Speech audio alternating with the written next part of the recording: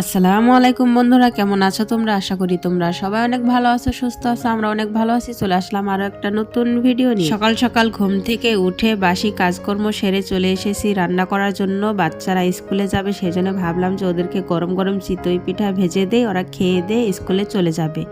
তো কালকে যে চাল ভিজিয়ে রেখেছিলাম তোমরা তো দেখতেই পেরেছিলে, তো ওইগুলো কালকে আর গুঁড়ো করিনি, আজকে সকাল সকালে গুঁড়ো করে তারপরে পিঠাগুলো বানাচ্ছি।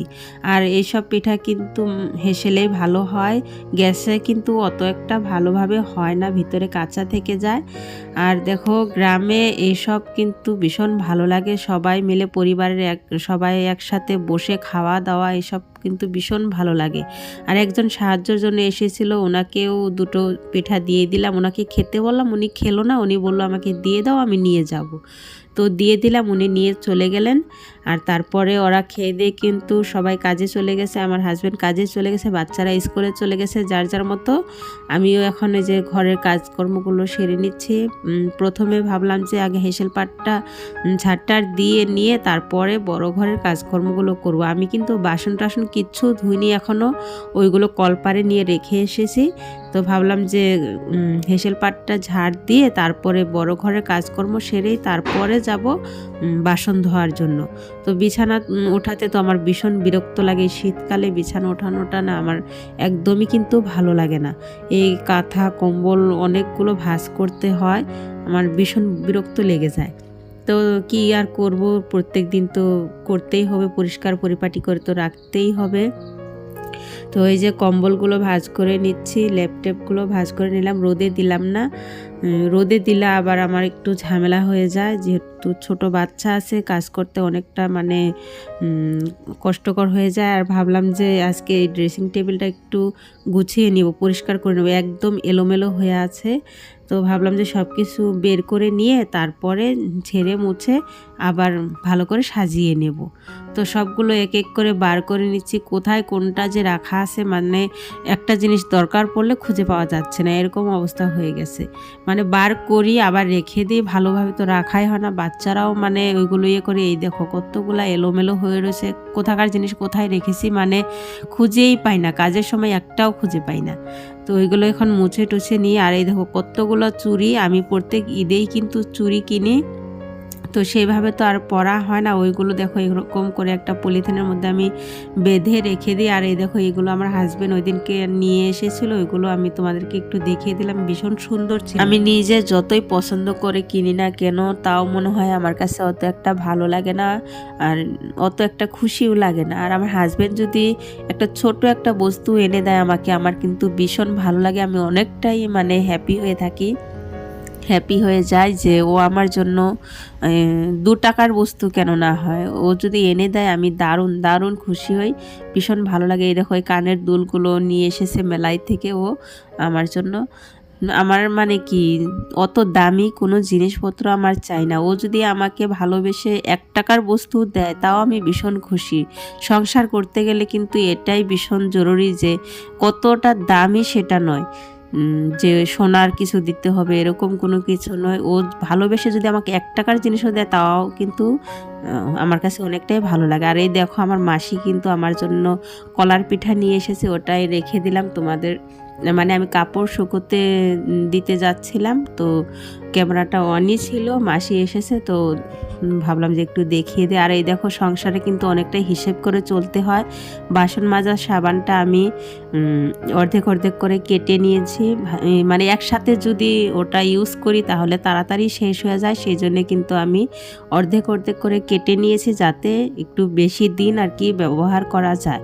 তো সংসার করতে গেলে তো একটু হিসেব করে চলতে হয়, যাতে 2-1 দিন বেশি কিভাবে চালানো যায়। তো আমাদের বউদেরই তো এইসব হিসেব করে চলতে হয়, তাই না, যাতে কিভাবে 2 টাকা বাঁচানো যায়। তো আমার বাসন টাসনগুলো কিন্তু ধোয়া হয়ে গেছে, এখন ভালো করে গুছিয়ে টুছিয়ে নিয়ে গ্যাস ট্যাস মুছে নিচ্ছি।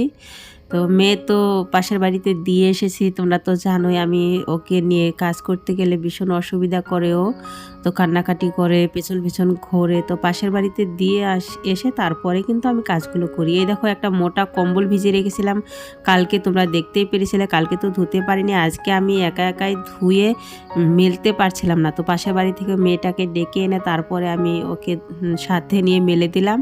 আর কলার পিঠাটাও কিন্তু আমি খেয়ে নিলাম, অল্প একটু খিদা লেগে গেছিলো। আর ঘরটাও মুছে নিচ্ছি ভালো করে, মুছে নিয়ে তারপরে আবার উঠোন টুঠোনগুলো ঝাড় দেব। এই দেখো চালের বস্তা শেষ হয়ে গেছিলো, আমার হাজব্যান্ড দেখো চালের বস্তাটাও নিয়ে আসলো।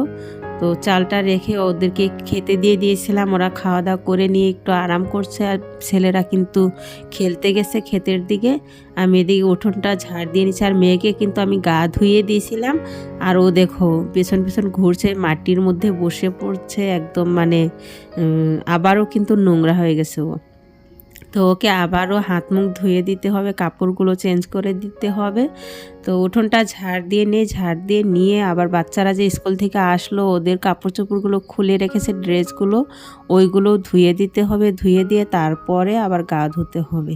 তো আমাদের উঠোনটা তো অনেকটা বড়, তোমরা তো জানোই, ঝাড় দিতে কিন্তু অনেকটাই সময় লাগে। আর পিছনে কিন্তু আমি ঝাড় দিই না, ওটা কিন্তু আমি অনেক দিন পর পর ঝাড় দিই। আর এটা হলো কলের পাড় দিকটা নোংরা হয়েছিল, ভাবলাম যে একটু ঝাড় দিয়ে নেই। পিছনের দিকটা তো মানে ঝাড় দিতে গেলে আমার 2-3 ঘন্টা লেগে যাবে, মানে প্রচণ্ড নোংরা হয়ে আসে। আর গাছের পাতা টাতা পরে একদম অবস্থা খারাপ হয়ে আসে। আর এই দেখো ক্যামেরাটা আমার মেয়ে এসে নড়াচ্ছে। আমার কিন্তু এখন গা ধোয়া হয়ে গেছে, এখন এই যে ভাত খাওয়ার জন্য চলে আসলাম। ধনেপাতা ভর্তা করেছিলাম, আর কিছু রান্না করিনি, আর রাতের তরকারি ছিল ওইগুলো দিয়ে ওদেরকে খাইয়ে দিছি, আমি শুধু ভর্তা দিয়ে খেয়ে নিলাম। আর এখন দেখো কাপড়গুলো উঠিয়ে নিচ্ছি, কম্বলটা কিন্তু একদমই শুকোয়নি, কাপড়গুলো ভালোভাবে শুকিয়ে গেছে, ওইগুলো তুলে নিলাম। এই দেখো বন্ধুরা, এটা হলো আমাদের পাশের বাড়ির এক কাকি হন, উনি কিন্তু মিষ্টি দিতে এসেছেন। ওনার ছেলের বউয়ের একটা মেয়ে বাচ্চা হয়েছে, ওই খুশিতে উনি পাড়ার বাড়ি বাড়ি গিয়ে সবার বাড়িতে মিষ্টি দিয়ে আসছে। তো গ্রামে এইসব কিন্তু ভীষণ ভালো লাগে।